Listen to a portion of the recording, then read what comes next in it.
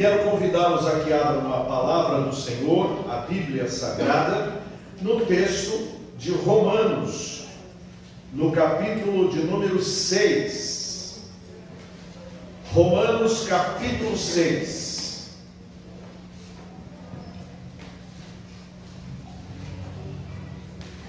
Do verso 8 até o verso 11.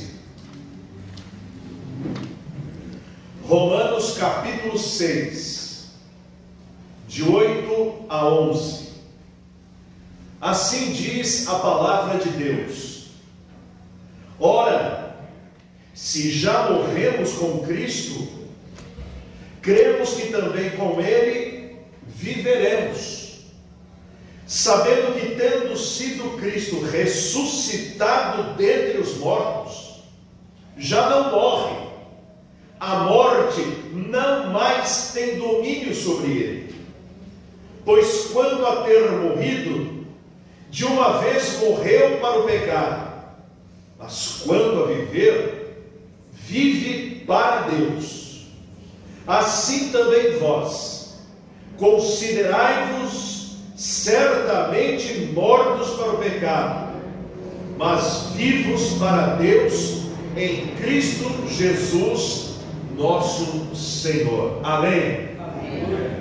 Em 1898 nasceu Itzhak Kanduri.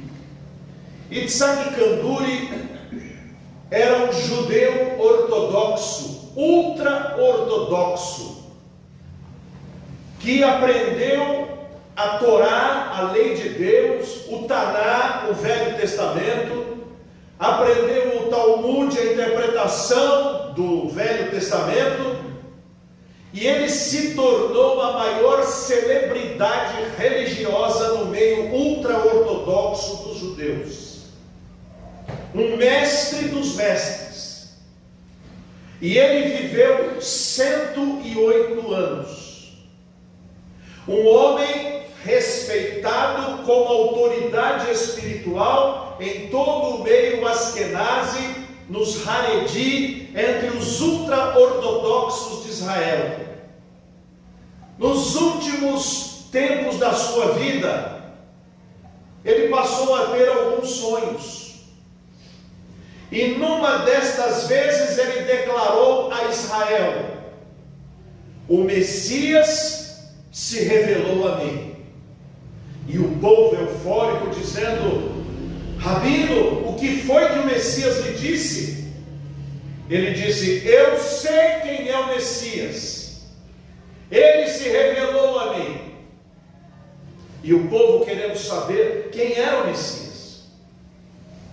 E ele disse: eu vou morrer, o Senhor está a me chamar, vocês vão me sepultar, e eu deixarei num envelope escrito a mensagem sobre quem é o Messias, mas vocês só poderão abri-la após 1 ano do meu falecimento. E todos ali o sepultaram, choraram por ele. Foi feriado nacional, mais de 100.000 pessoas na praça no momento do séquito.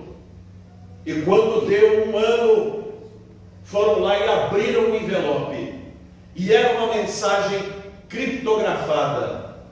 E nessa mensagem ele dizia assim: e o Messias levantará o povo, e a lei prevalecerá. Mas na verdade aquilo era um acróstico, e se juntasse as primeiras letras em hebraico do que estava escrito, era Yeshua, Jesus.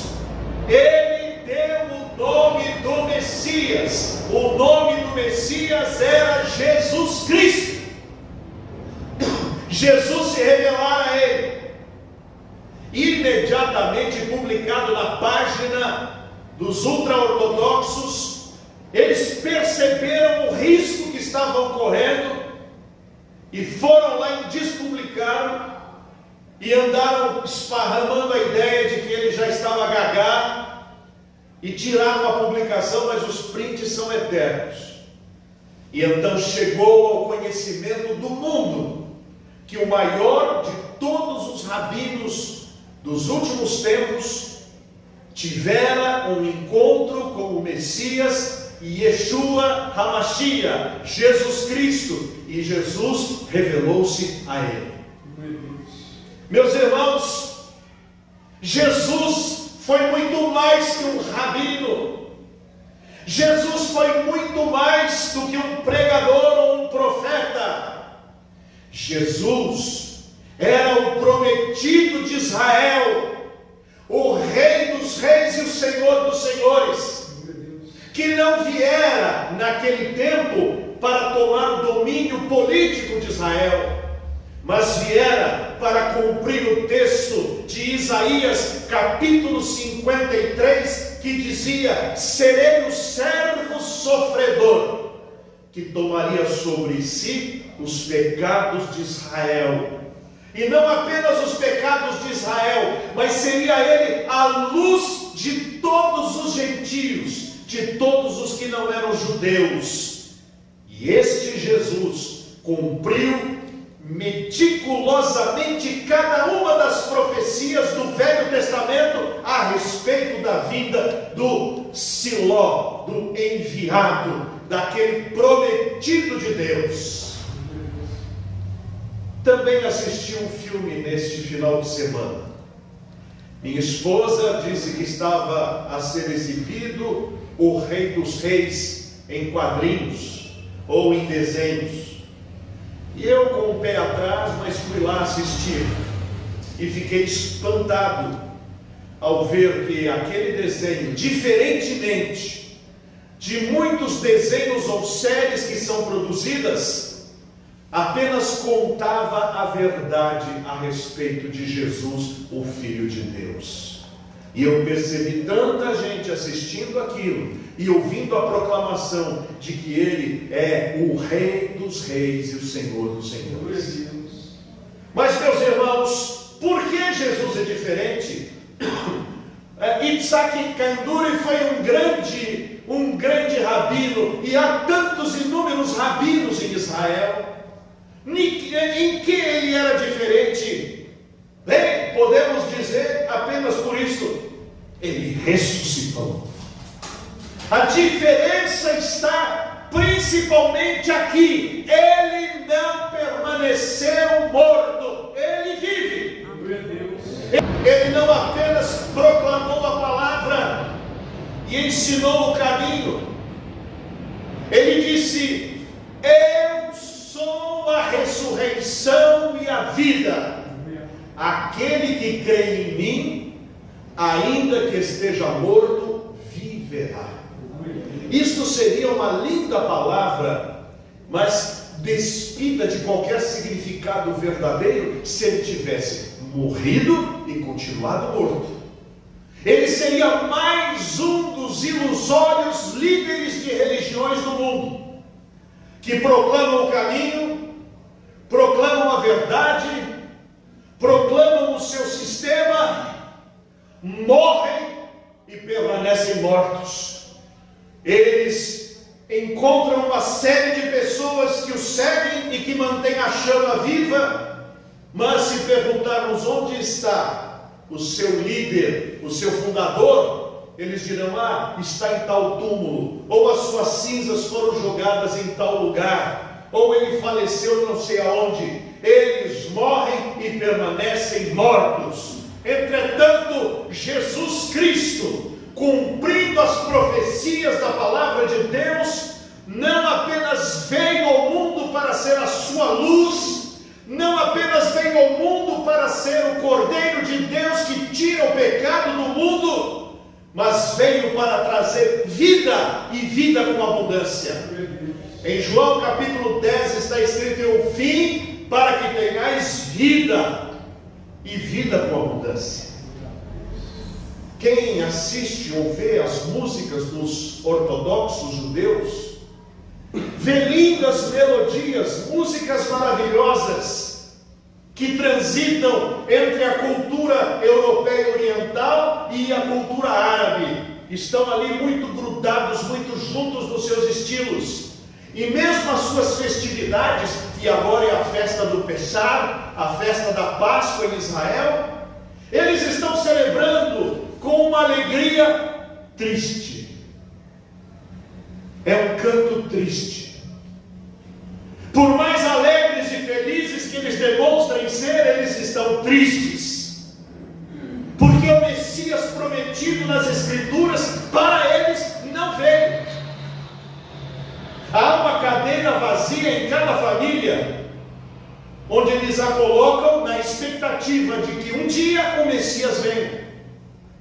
Mas a palavra de Deus afirma categoricamente: veio para o que era seu, porém os seus não o receberam.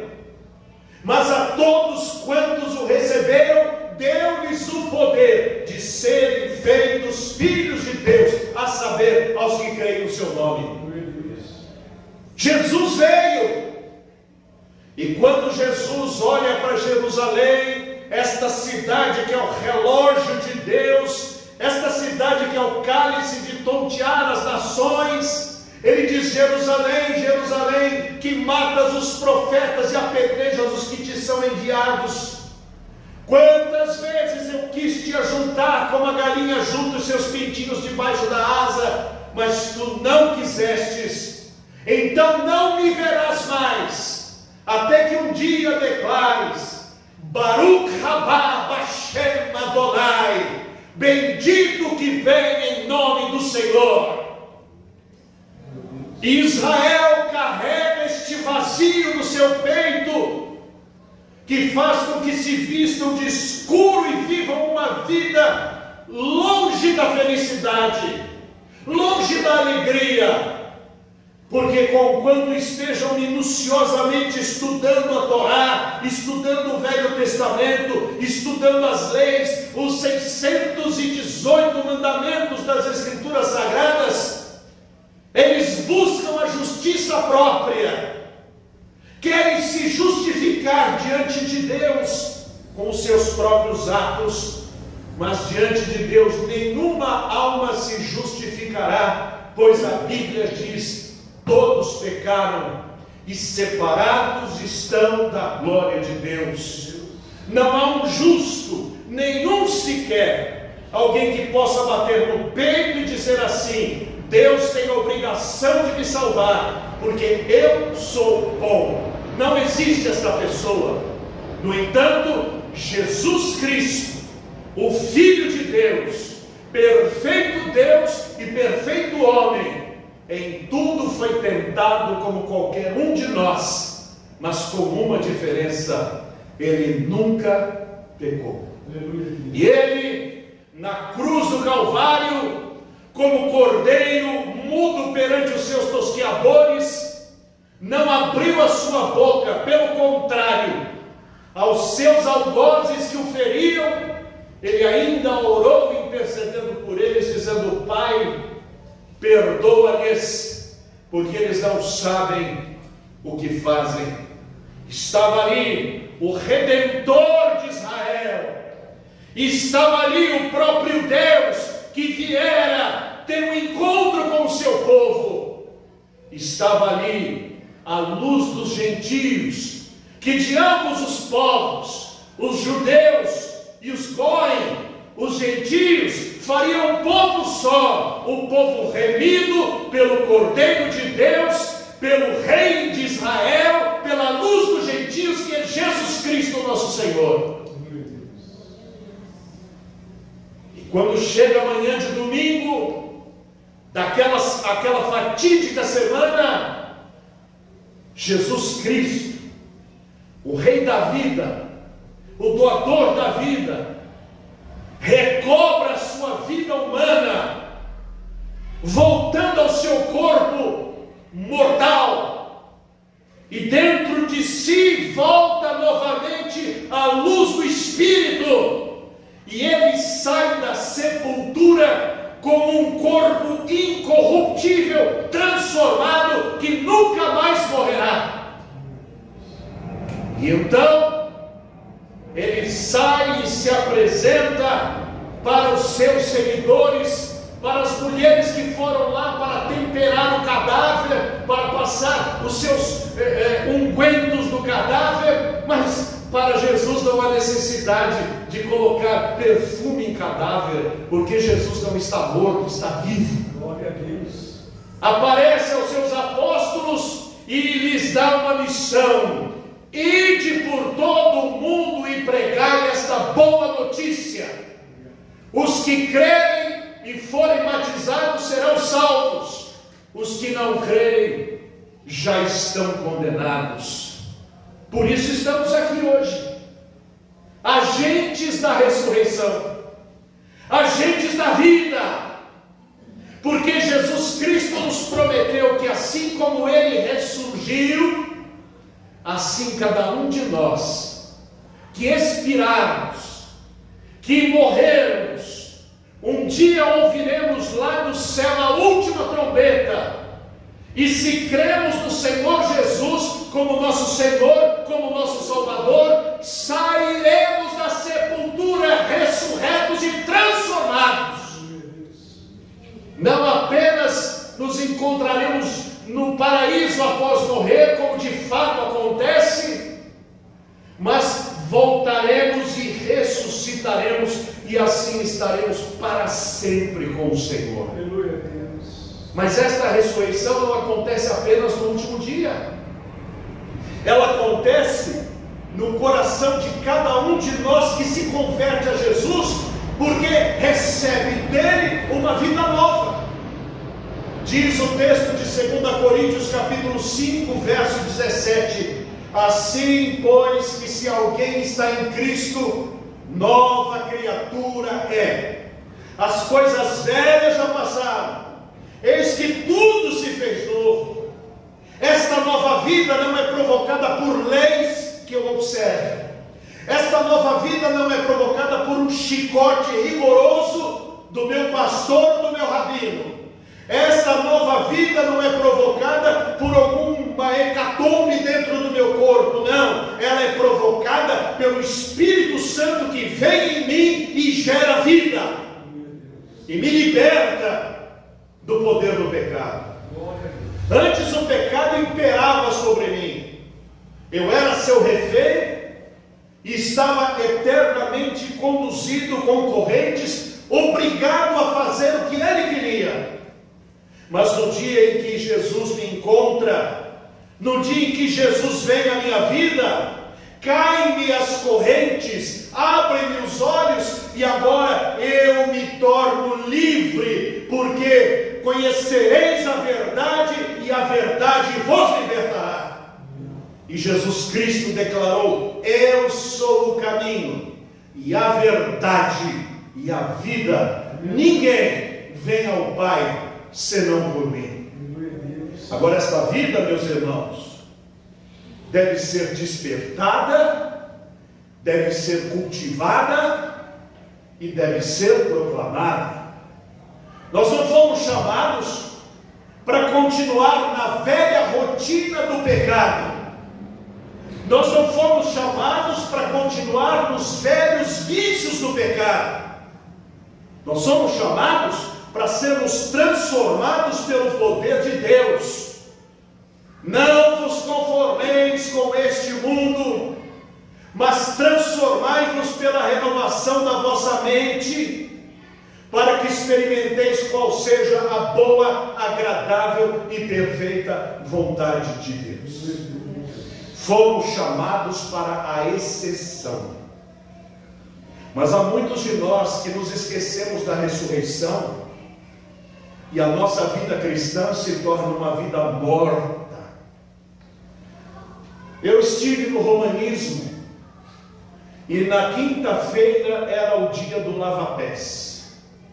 Era uma cerimônia linda, onde na igreja os ministros paramentados davam lá o pé para o celebrante, e ele lavava, enquanto outros cantavam em canto gregoriano as suas lindas canções. Também na sexta-feira era dia de peças teatrais que lembravam a crucificação de Cristo. Algumas igrejas apenas alguma coisinha, outras uma grande peça, mas que terminava com Maria segurando Jesus morto e depois o colocando num caixão. E este boneco era exibido durante a sexta e o sábado, e as pessoas iam ali rezar para o Senhor morto. E quando chegava no domingo, que deveria ser o dia da grande celebração da ressurreição do Senhor, as palavras eram xoxas, as palavras eram vazias. Apenas se dizia: a Páscoa é o amor, a Páscoa é a nova chance, é a oportunidade. E não se dizia que a Páscoa era um túmulo vazio. A Páscoa era a decretação de que Jesus era mais forte do que a morte. Onde está, ó morte, a tua vitória? Onde está, ó morte, o teu aguilhão? Com o poder de Jesus, a morte não é mais forte. Jesus é mais forte do que a morte. Mas não apenas a morte física, a morte espiritual, porque aqueles que se encontram com Cristo devem exalar vida, e vida com abundância, e não carregar, como os da velha lei, um fardo de regras, que nem com maior esforço conseguirão cumpri-las todas, porque estão tentando se justificar por regras para ter justiça própria diante de Deus, ainda acreditando que Deus vai nos salvar mediante as boas obras que fizemos. Não vai. Mas quando temos a luz de Cristo, se a luz brilha de fato na nossa vida, querer fazer o bem é o normal, querer obedecer a palavra é o nosso anseio. Alegrei-me quando me disseram: vamos à casa do Senhor. Oh, quão bom e quão suave é que os irmãos vivam em união. Consagrar o nosso corpo como sacrifício vivo, puro, santo e agradável a Deus, que é o nosso culto racional, é algo que está na fonte do nosso coração, porque Jesus mesmo disse: quem crê em mim, rios de águas vivas fluirão do seu coração.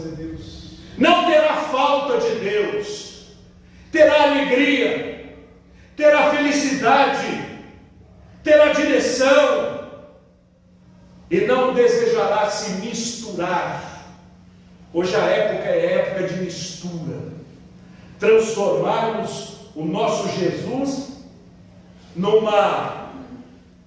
num popstar, ou em alguma coisa deglutível ao paladar desta sociedade. Jesus não está procurando permissão ou autorização desta sociedade para ser quem é. Ele é quem é, independente de qualquer geração. Ele é o Senhor, Ele é o Rei, Ele é o dono, Ele é o mestre, e Ele quer que os seus lhe amem, lhe sigam, lhe abracem e paguem o preço de serem cristãos e confessarem o seu cristianismo em todos os seus atos. Na nossa casa deve ser uma casa cristã.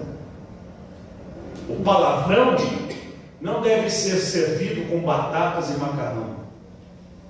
A maledicência não deve estar na sala de nossa casa ou na mesa da cozinha.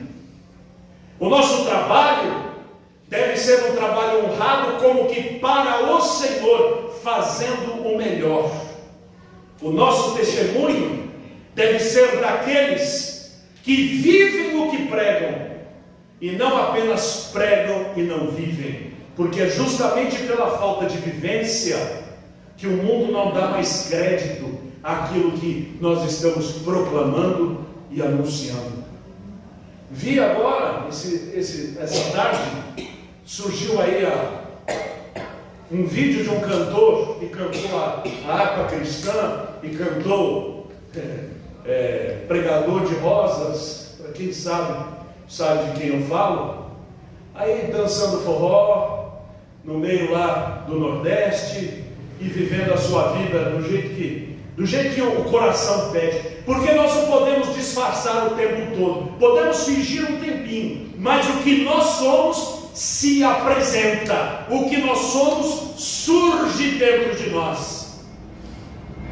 Dias atrás, a minha filha, eu carreguei um pendrive de desenhos para assistir, e ela disse: pai, esse desenho aqui não presta. Mas por quê? Porque a moça lá fala de bruxa e essas coisas, isso não presta, eu não vou ver mais. Eu falei: olha o Espírito de Deus falando no coração de uma menina pequena. Porque os nossos padrões não devem estar do lado de fora, tem que estar do lado de dentro. Foi a promessa que Deus nos fez pelos profetas: trocarei o seu coração de pedra e colocarei um coração de carne para que me temam. E não colocarei a lei nas tábuas de pedra, mas as inscreverei no seu coração, para que me andem e para que me sigam. É isso que acontece na nossa conversão. Ressurreição é vida dentre os mortos. Ressurreição é começar de novo olhando para Jesus, autor e consumador da fé. Ressurreição é não ter vergonha do nosso mestre e vivenciá-lo e vivê-lo em todo e qualquer lugar onde estivermos. Ressurreição é crer no poder da oração, de que não estamos orando apenas balbuciando palavras ao vento, mas há alguém que está conosco, e este alguém é Jesus. Pois Ele prometeu em sua palavra: eis que estou convosco todos os dias, até a consumação dos séculos. Por isso, meus irmãos, nesta noite de ressurreição, nesta noite de Páscoa, eu quero conclamar o coração de cada um dos irmãos, e o meu também, para sermos os seguidores do Cristo ressurreto, não do Cristo morto, não do Cristo banana. Como diz essas frasezinhas: será que você me dá um minuto da sua atenção do seu dia, por favor? Esse não é o Cristo. O Cristo verdadeiro da palavra de Deus é aquele que diz assim: vinde a mim todos vós que estáis cansados e oprimidos, e eu vos aliviarei. Mas ele diz: vinde, vinde. E a nossa boca e a nossa vida devem ser uma proclamação do vinde do Cristo ressurreto, mostrando a todos que só o poder de Deus pode mudar o ser de cada um. Só o poder de Deus pode mudar teu ser. A prova que eu te dou, Ele mudou o meu. Não vês que eu sou feliz servindo ao Senhor? Nova criatura eu sou, nova sou. Canta comigo. Só o poder de Deus pode mudar teu ser. A prova que eu te dou, Ele mudou o meu. Não vês que sou feliz servindo ao Senhor? Nova criatura eu sou, nova sou. Meus irmãos, que Deus aplique esta palavra em nosso coração e que mostremos ao mundo que seguimos a um Cristo que não reencarna, porque não está morto. Além de não haver reencarnação, ele está vivo, saiu da sepultura. Nós seguimos o Cristo vivo, que prometeu nos ressuscitar também no último dia.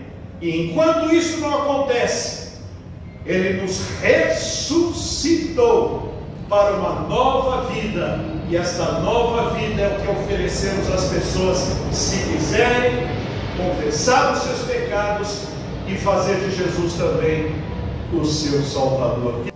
Na quarta-feira, em Israel, houve uma fogueira no meio das maiores cidades.